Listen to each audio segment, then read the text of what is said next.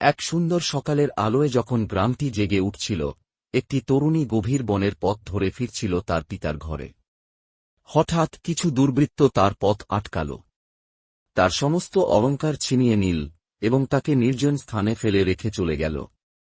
কিছুক্ষণ পরে রক্তমাখা অবস্থায় মাটিতে বসে মেয়েটি হাউমাউ করে কাঁদছিল।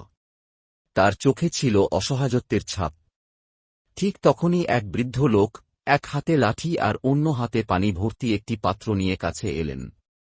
তিনি বললেন, মা, ভয় পেও না। আল্লাহ তোমার পাশে আছেন। আমি তোমার জন্য সাহায্য আনব। বৃদ্ধ লোকটি গ্রামে গিয়ে সবাইকে ঘটনাটি জানালেন। গ্রামের মানুষ ছুটে এল। তারা মেয়েটিকে সাহায্য করল, তার পাশে দাঁড়াল এবং দুর্বৃত্তদের খুঁজে বের করার প্রতিশ্রুতি দিল।